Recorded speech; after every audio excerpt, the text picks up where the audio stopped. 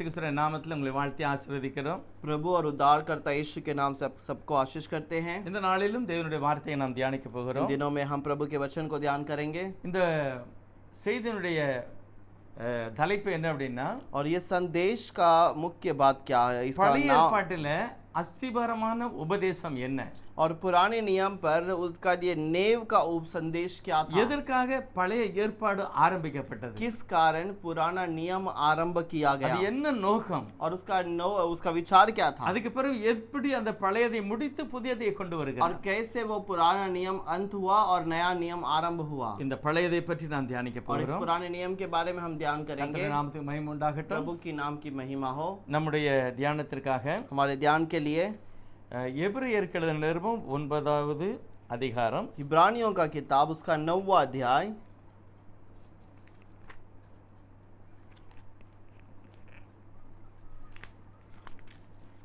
10வது வசனத்தை நான் வாசிக்கிறேன். उस पर 10 वचन को पढ़ेंगे।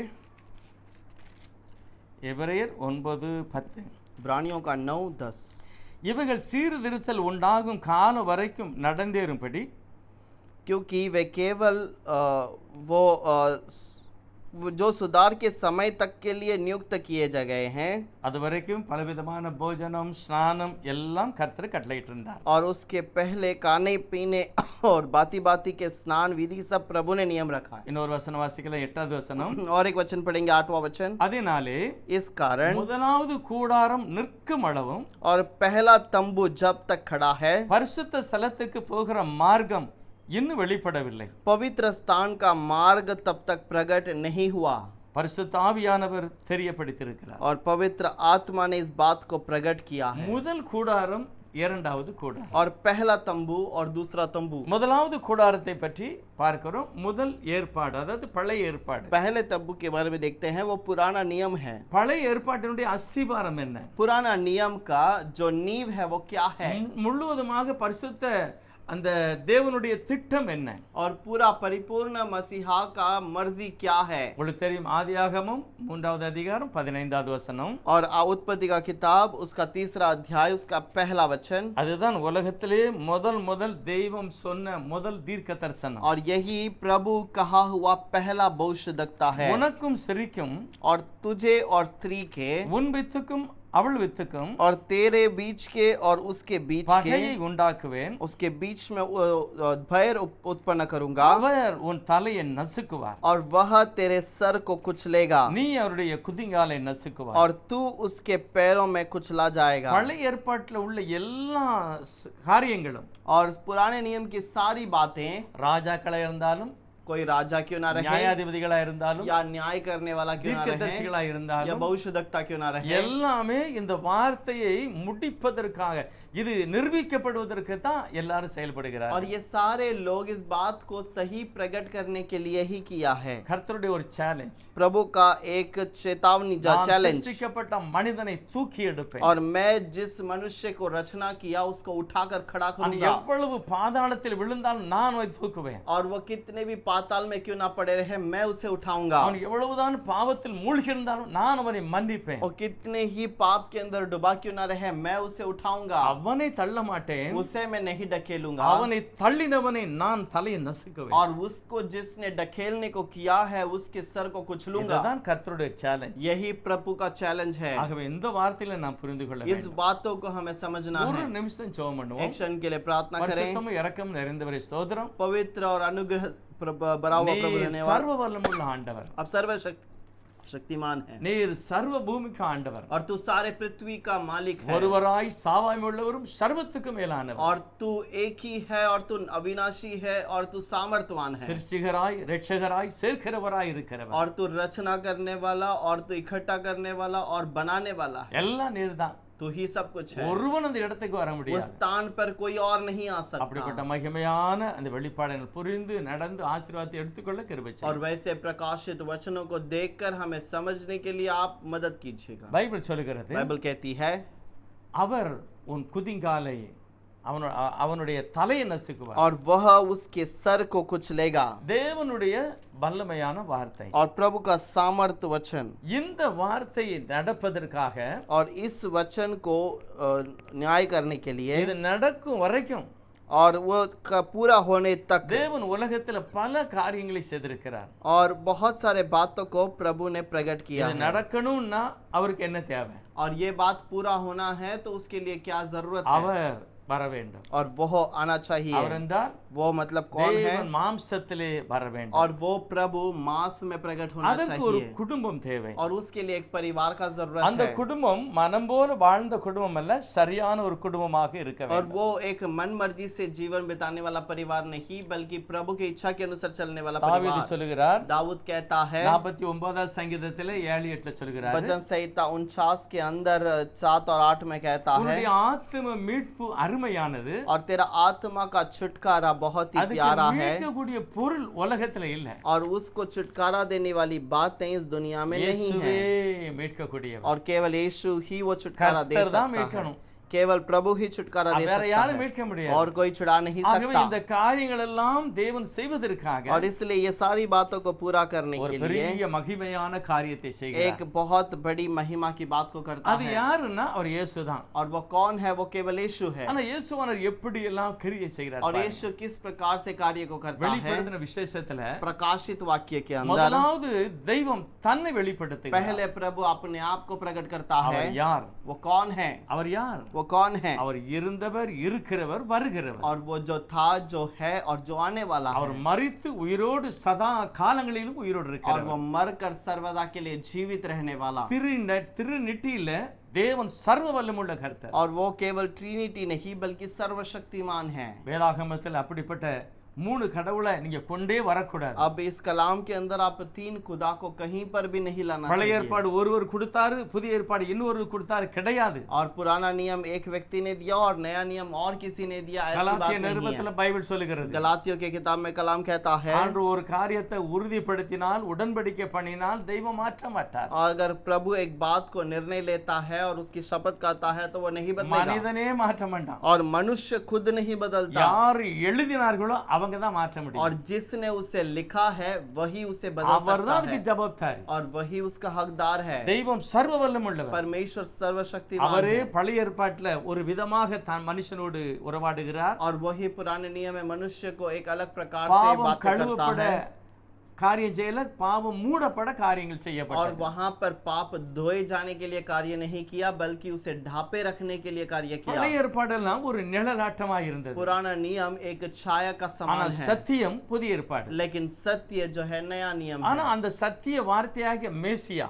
लेकिन वो सत्य वचन मसीहा உலகத்துல வருவதற்கு ஒரு பரிசுத்தமான குடும்பம் தேவை. दुनिया में आने के लिए एक पवित्र परिवार का जरूरत था। அந்த குடும்பம் வரும் வரைக்கும் அவர் அப்படியே காலத்தை நீட்டுகிறார். और वो परिवार आने तक वो समय को वैसे ही बीतता गया। வந்தது சர்வ வல்லமுள்ள கர்த்தர் தேவன் மாம்சத்தில் வெளிப்பட்டார். और वहां पर आया सर्वशक्तिमान प्रभु मांस में प्रकट அவர் हुआ। எல்லா சிருஷ்டிப்புக்கும் முந்தினவர். और सारे रचना के लिए पहलौठा था। சபிக்கப்பட்ட சில ஆவிகள் சொல்லும், और श्रापित किया हुआ कुछ आत्मा कहता है, இயேசுதான் முதலாவது சிருஷ்டிக்கப்பட்ட மனிதன். और यीशु ही पहला रचना किया हुआ मनुष्य है। இது தவறான ஒரு வஞ்சிக்கப்பட்ட உபதேசம். और ये एक गलत और फसाया हुआ उपदेश தேவன் है। தன்னை வெளிப்படுத்துவதற்கு, தரிசனத்தில் கொண்டு வருவதற்கு வெளிப்படுத்தின ஒரு ஆவிக்குரிய சரீரம். और प्रभु अपने आप को प्रकट करके दिखाने के लिए एक आत्मिक शरीर है। உலகத்திலேயே முதல் அவர் எதை படைக்கிறார்? और दुनिया में सबसे पहले उस किस चीज का रचना करता நம்பர் है? 1 என்னது? और सबसे पहला क्या है? சிருஷ்டிக்கப்பட்டதா? और क्या जो बनाया गया இல்ல रचना किया है? இயற்கையாக காணப்படுகிறதா? क्या बाहर दिखावट में இல்ல दिखाई दिखाई देता காணப்படாததா? है? या जो नहीं कहीं दिखाई ஞானமும் देता है? புத்தி விவேகமும் வேதத்தில் और எழுதியிருக்கிறது. ज्ञान बुद्धि और विवेक करके कलाम சர்வ कहता है। வல்லமுள்ள ஆண்டவர், और सर्वशक्तिमान वो प्रभु, காணப்படாதவர், वो जो अनदेखा खुदा है, முதல் தனக்காகவே ஆவிக்குரிய மகிமையான ஒரு சரீரத்தை வெளிப்படுத்தினார். पहले अपने आप के लिए एक आत्मिक शरीर को प्रकट அவர்தான் किया। சர்வ சிருஷ்டிக்கு முந்தின और பெருமானவர். वही सारे सृष्टि का पहलौठा அவர் है। சரீரத்தில் வெளிப்பட்ட वो தேவன். शरीर में प्रकट हुआ அது खुदा है। ஆவிக்குரிய ஒரு और वो சரீரம். आत्मिक प्रकार का एक அது शरीर ஒரு है। மகிமையின் ஒரு और சரீரம். वो एक महिमा का शरीर है। அவர் சர்வ வல்லமுள்ள और ஆண்டவர். वो सर्वशक्तिमान है। காணப்படாத தெய்வம் वो अनदेखा खुदा அந்த மகிமையான சரீரத்தில் இருந்து எல்லாவற்றையும் इस சிருஷ்டிக்கிறார். महिमा के शरीर में रहकर सब कुछ उसने बनाया। அவர்தான் இயேசுவானவர். और वही यीशु मसीह है। வெளிப்படுத்தல் 5வது அதிகாரத்தில் प्रकाशित वाक्य அவருடைய 5वां கரத்திலே अध्याय पर மீட்கக்கூடிய ஒரு அதிகாரம் அதிகாரம் और இருக்கு. उसके हाथों में छुटकारा देने के लिए एक மனிதனை सामर्थ्य की बात ரட்சிக்கக்கூடிய, था। மனுஷனை விடுதலையாக்கக்கூடிய ஒரு மீட்பின் புஸ்தகம். मनुष्य को छुटकारा देने वाला एक छुटकारे का जो पुस्तक है, அந்த புஸ்தகத்தை வாங்க வேண்டும், और उस पुस्तक को लेना है, அந்த ஸ்தானத்தை எடுக்க और வேண்டும். उस स्थान को लेना है। உலகத்துல ஒருவருமே இல்லை. दुनिया में कोई भी नहीं है, பரலோகத்துல யாருமே स्वर्ग கிடையாது, में भी कोई नहीं है, பாதாளத்துல யாருமே கிடையாது. पाताल में कोई नहीं है। வேதம் சொல்லுகிறது,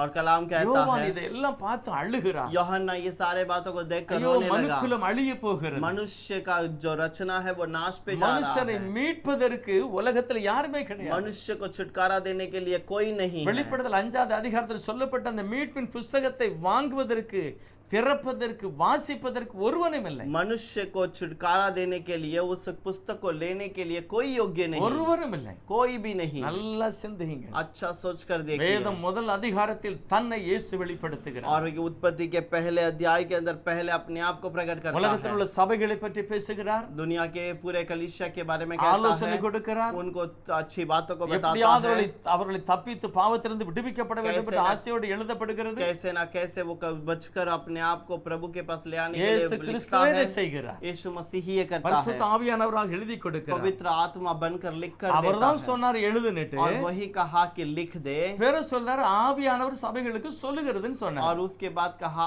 आत्मक प्रभु वो से बातों को कहता है, இயேசுதான் ஆவியானவர். और यीशु ही वो आत्मा है। இயேசுதான் சொன்னாரு, அப்பா நான் 7 சபைக்கு சொல்லுகிற ஆலோசனை எழுதுனாரு. और यीशु ने ही कहा कि मैं 7 कलीसिया को जो उपदेश देता हूं उसे लिख।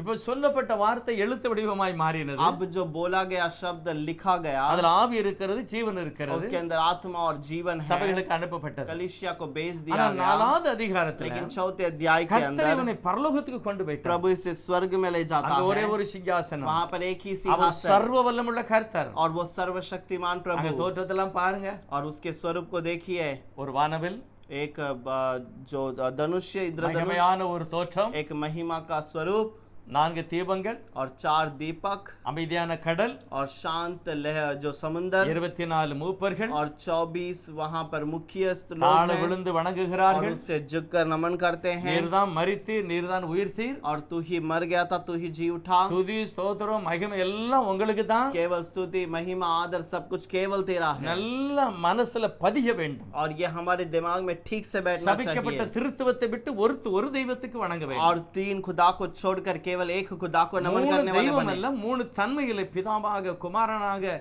பரிசுத்த ஆவியாக கிரியை செய்கிற ஆளுகிற தெய்வம். और 3 खुदा नहीं, 3 अलग अलग गुण में हमको प्रकट करके कार्य करने वाला ஆகவேதான் खुदा। ஒரே ஒரு கர்த்தரை ஆராதிக்க इसीलिए வேண்டும். केवल एक ही खुदा को आराधना करें। 10 கற்பனை அடித்தளம் என்னது और தெரியுமா? 10 आज्ञा का पहला मुख्य कारण क्या है? இஸ்ரவேலே கேள், हे इस्राएल सुन, தேவனாகிய கர்த்தர் ஒருவரே तेरा கர்த்தர். खुदा यहोवा केवल एक ही அந்த है। ஒரு தெய்வத்தை, और उस एक ही खुदा को, உனக்கு இருக்கிற ஒரு இதயத்தை और तेरा रहने पर तेरे पास जो हृदय एक ही हृदय அந்த उसी को, ஒருவருக்கே கொடு. उस एक ही खुदा को देना। கிறிஸ்துவம் பாபிலோனிய உபதேசம். और जो ट्रिनिटी जो है वो बाबिलोन का उपदेश है। சத்திய வேதம் ஒரே ஒரு தெய்வத்தை சொல்லுகிறது. सत्य कलाम केवल एक ही खुदा के बारे में அவர் कहता பழைய है। ஏற்பாட்டில் எப்படி கிரியை செய்தார், पुराने नियम पर उसने कैसे काम புதிய किया, ஏற்பாட்டில் தேவன் தன்னுடைய அன்பை எப்படி नए வெளிப்படுத்தினார். नियम पर प्रभु ने अपने प्रेम को कैसे प्रकट किया। ஆவியாகிய தெய்வம் மனிதனாக வந்து ஆத்- மரித்து அடக்கம் பண்ணப்பட்டு உயிரோடு எழுந்தார். आत्मिक प्रभु वहां पर जो मरकर जी उठकर वहां पर प्रकट करके कार्य करता है। 2வது அதிகாரம் 14, 15 அப்படி சொல்லுகிறது. इब्रानियों का दूसरा अध्याय 14 और 15 में ऐसे कहता है, தேவன் மனிதனாய் மாறினார். प्रभु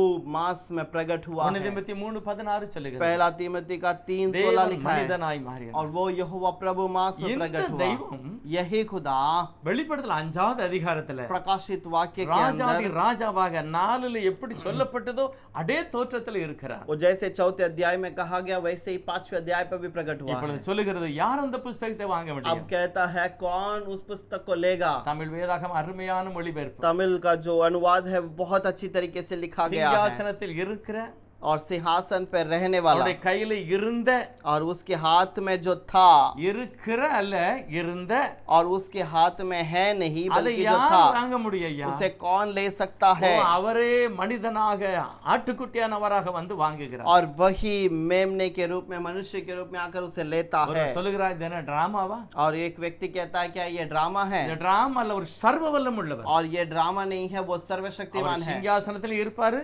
பக்கத்திலே நிப்பாரு. और वो सिंहासन पर भी रहेगा, यहाँ पर भी खड़ा உன் होगा, இருதயத்திலே இருப்பாரு, வீட்டு வாசலே நிப்பாரு. और तुम्हारे हृदय के अंदर भी होगा, तुम्हारे घर के बाहर भी खड़ा ஏசாயா रहेगा। 46 சொல்லுகிறது. यशायाह 46 पे அந்த कहता है, சராசரத்தை நிரப்புகிறவர். और वो पूरे ब्रह्मांड को भर देता है। மோசேயை பார்த்து சொல்லுகிறார், मूसा को देखकर कहा, அக்கினியை கண்ட, अग्नि को तूने देखा, ரூபத்தை காணல, उसके रूप को नहीं என் கூட देखा, ஒருவனும் இல்லை. और मेरे साथ कोई नहीं है। ஏசாயா 43:10-11 சொல்லுகிறது. यशायाह 43 के अंदर 13 कहता है, 10-11 வசனம். 10 और 11 वचन, எனக்கு முன்னால ஒரு கடவுள் கிடையாது, எனக்கு பிறவும் இல்லை. मेरे पहले ना कोई खुदा है और ना मेरे बाद में कोई खुदा है। அப்படி ஒரு இருக்குன்னு எவனாவது சொன்னாம்னா அவன் சபிக்கப்பட்டவன். अगर ऐसा कोई कहता है वहां पर है, इसका मतलब वो श्रापित है।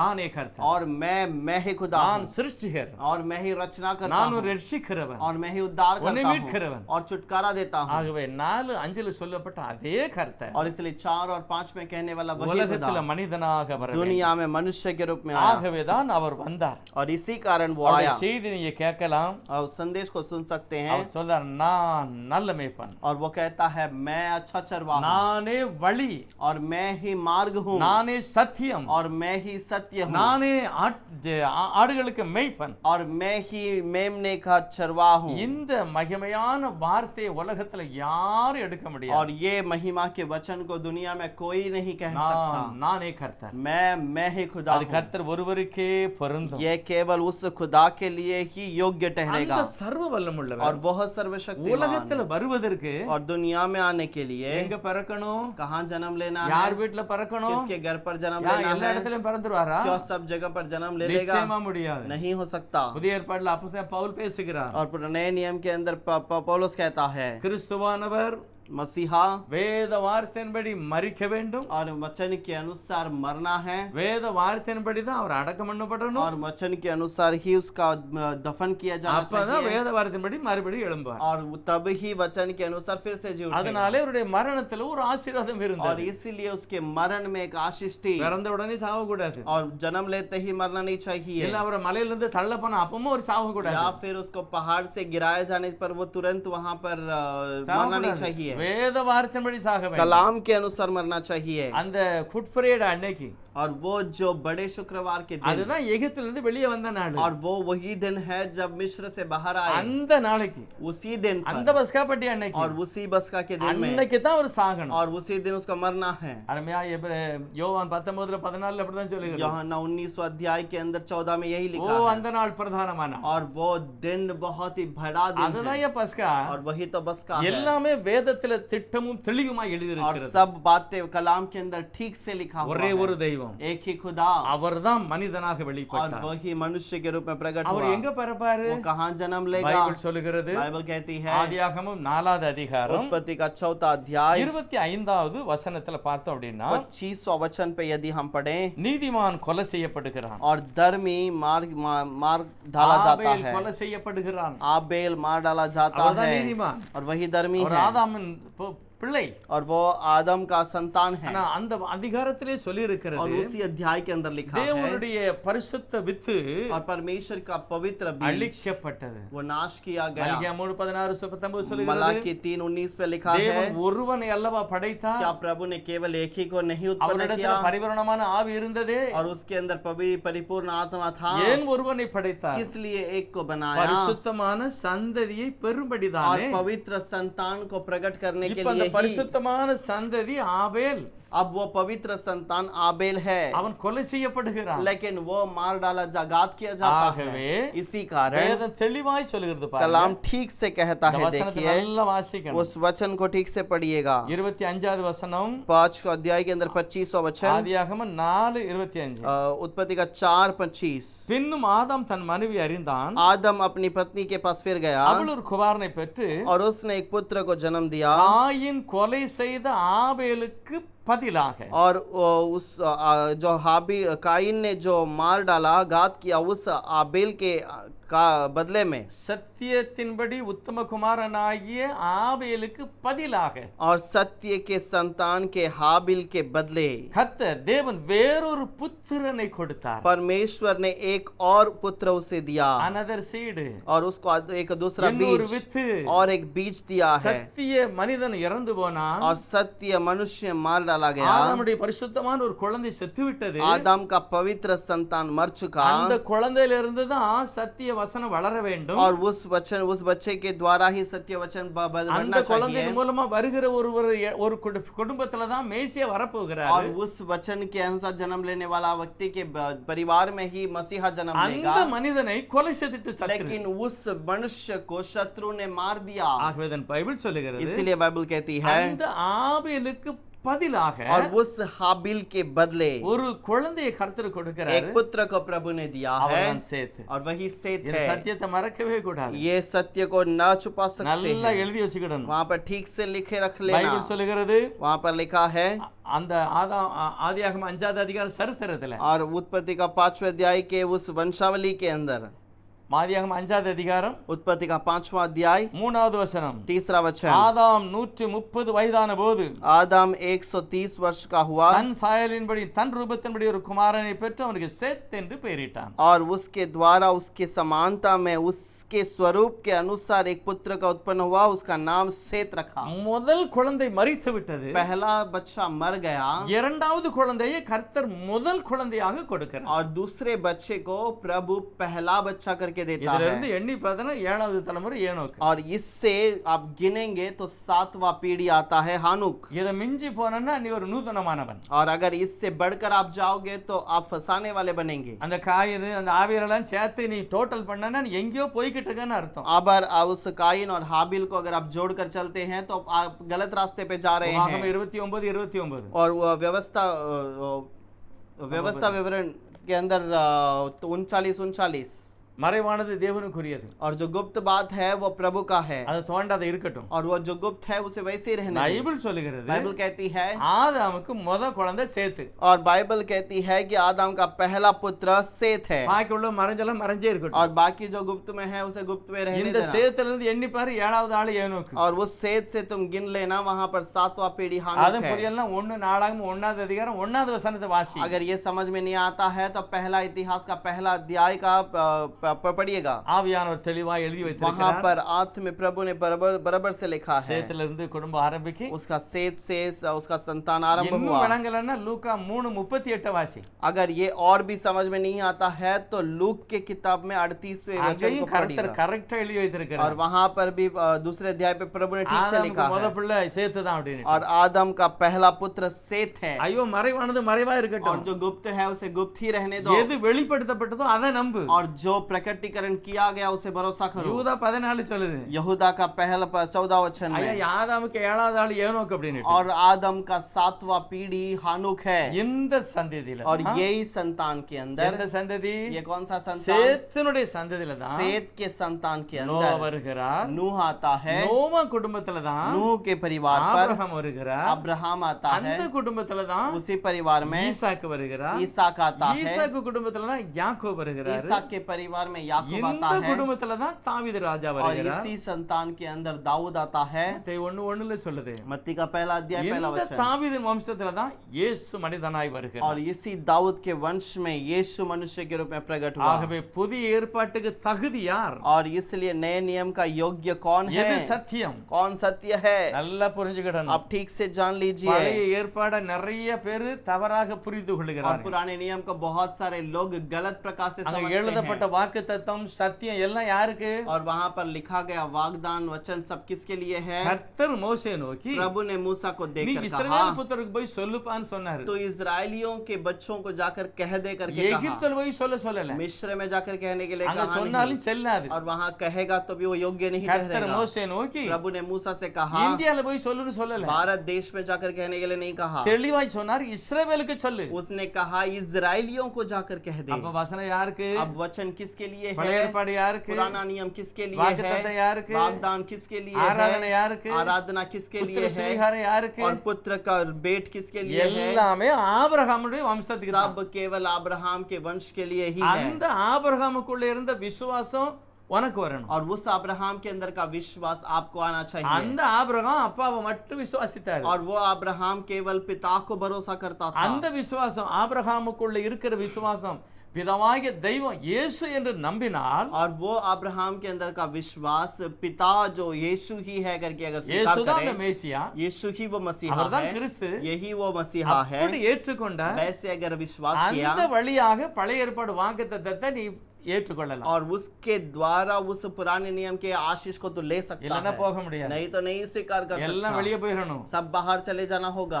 நல்ல ரோமர் 9வது அதிகாரம் 5வது வசனத்துல தெளிவா இருக்கு. रोम 9 अध्याय के अंदर 5वां वचन पर लिखा है, எல்லாம் அவனுக்கு தான், உனக்கு ஒண்ணுமே கிடையாது. और सब कुछ उसी के लिए है, तुम्हारे लिए कुछ भी नहीं அப்ப है। பழைய ஏற்பாடுல நான் உரிமை கொண்டாடணும். अब पुराने नियम में यदि मुझे हकदार बनना है, ஃபர்ஸ்ட் पहला நான் ஆபிரகாம் குடும்பத்துல பிறக்கணும். मैं अब्राहम के परिवार में जन्म लेना அது चाहिए। மட்டும் இல்ல, केवल इतना ही नहीं। ரெண்டாவது பாயிண்ட் 2, दूसरी बात है, பிறந்த 8வது நாள் விருத்தசேதனம் और பண்ணப்படணும். जन्म होकर 5वें दिन में 7वें दिन में उसका खतना करना चाहिए। மூணாவது பாயிண்ட், तीसरी बात, மோசேயின் நியாயப்பிரமாணத்தில் எழுதப்பட்ட அத்தனை சத்தியத்தையும் கடைபிடிக்கணும், ஒப்பு கொடுக்கணும், கீழ்ப்படியணும். और मूसा के ओर से दिया गया सारी आज्ञाओं को पालन करना है, स्वीकार करना है, और नाले, उसके अनुसार चलना नाले। है। चौथा, ஓய்வு நாளாகிய சனிக்கிழமை நீ ஆராதிக்க வேண்டும். और जो विश्राम का दिन 7वां दिन को शनिवार को तुमको आराधना करना है। அஞ்சாவது, 5वां, தேவனால் தெரிந்து கொள்ளப்பட்ட அந்த பரிசுத்த ஸ்தலத்துக்கு மட்டும்தான் நீ போய் ஜெபம் பண்ணணும். और परमेश्वर से चुना गया केवल उसी पवित्र स्थान में जाकर तुम्हें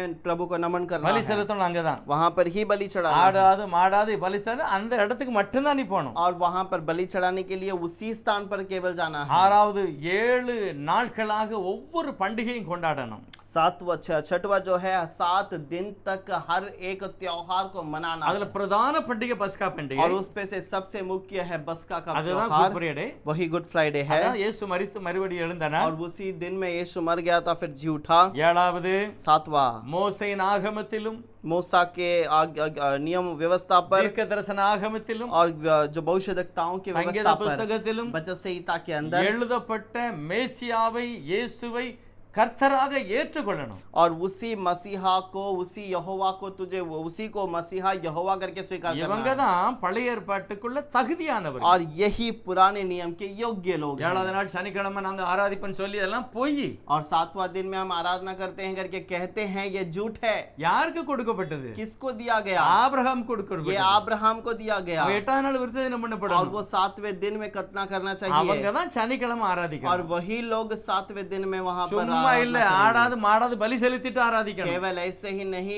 या गाय बैल या बकरा बलि चढ़ाने के बाद आराधना करना இதெல்லாம் அவங்களால செய்ய முடியாம தோற்று है। போனார். और ये सब उन्होंने नहीं किया, वो हार गए। ஆகவேதான் தேவன் மனிதனாக இறங்கி வருகிறார். इसीलिए प्रभु मनुष्य के रूप में उतर कर இந்த आया। இயேசுவை இரட்சகராக और ஏற்றுக்கொண்டார். इस यीशु को उद्धार करता स्वीकार करें, அந்த பழைய ஏற்பாட்டில் உள்ள வாக்குத்தத்தங்களும் ஆசீர்வாதங்களும் நமக்கு और கிடைக்கும். वो पुराना नियम का आशीष और वागदान हमें मिलेगा। இல்லனா கிடைக்காது. नहीं तो नहीं मिलेगा। வஞ்சிக்கப்படாதீர்கள். फसाए न जाओ। இதுதான் பழைய ஏற்பாட்டில் அஸ்திவாரம். और यही पुराना नियम का नींव ஆபிரகாம் है। குடும்பம், अब्राहम का संतान, விருத்தசேதனம், खतना करना, மோசேயின் நியாயப்பிரமாணம், मूसा का व्यवस्था, சனிக்கிழமை ஆராதனை, शनिवार की ஆடு आराधना, மாடு பலி, और बैल बकरों का बलि, பண்டிகை எல்லாம் கொண்டாடணும். सारे त्योहार को मनाना, மேசியாவை அடையாளம் கண்டு ஆராதிக்கணும். और मसीहा को पहचान कर उसकी आराधना करना। இதுதான் பழைய ஏற்பாட்டில் உள்ள நியமனம். और यही पुराना नियम का नियम है। எப்பொழுது மேசியா வருகிறார், जब मसीहा आता है வருவதற்குள்ள காலம் வருகிறது, और जब आने का समय आता है, அதோடு பழைய ஏற்பாடு நியமனம் முடிகிறது. और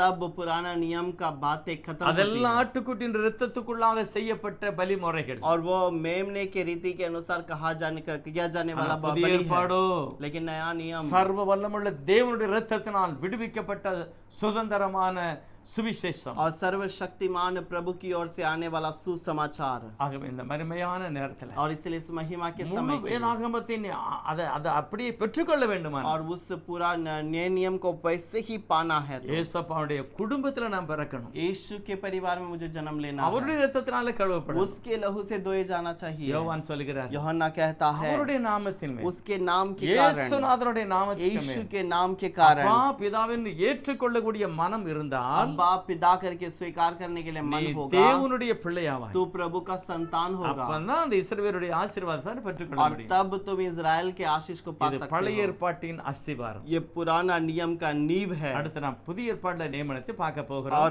आगे हम नए नियम के नियम को देखेंगे। இப்பொழுது ஜெபம் பண்ணலாம். अब हम प्रार्थना करें। பரிசுத்தம் இரக்கம் நிறைந்தவரே ஸ்தோத்திரம். अनुग्रह दया से भरा हुआ प्रभु இந்த धन्यवाद। வேதம் அபிஷேகிக்கப்பட்ட ஆசீர்வதிக்கப்பட்ட ये வசனம். कलाम आशीषित किया हुआ अभिषेक किया இது गया அழியாதது. वचन, ये नाश न இது होगा, நித்திய ஜீவனை ये கொடுக்கும். नित्य जीवन को देगा। உதவாதவனை எழும்பி நிற்க பண்ணும். और जो लायक नहीं है उसे उठकर खड़ा करता எளியவனை है, புழுதியிலிருந்து தூக்கும். और जो नम्र दिल का है उसे धूल से उठाता है, ராஜாக்களோடு பிரபுக்களோடு உட்கார வைப்பார். राजाओं के सामने, प्रभुओं के सामने बिठाता அப்படிப்பட்ட है। மகிமையாக அப்படியே மிகவும் நல்ல ஒரு வித்து और वैसे ही एक बहुत ही अच्छा और कीमती बीज எங்க है, கொண்டு இந்த விதையை விதைத்தாலும் முளைத்து எழும்பி பலன் और கொடுக்கும். कहीं पर भी इसे बोया जाए तो वह उठकर वहां पर उत्पन्न होगा और फल देगा। இந்த விதையை ஒவ்வொரு இருதயத்தில் விழுந்து முளைக்கட்டும். और ये फल हर एक हृदय में गिरकर उत्पन्न होने கர்த்தர் दें। அப்படிப்பட்ட மகிமையான காரியங்களை செய்யுங்க. प्रभु वैसे एक महिमा के कार्य को இயேசுவின் कीजिएगा। நாமத்தில் பிதாவே. यीशु के नाम से मांगते हैं पिता, ஆமென். आमीन।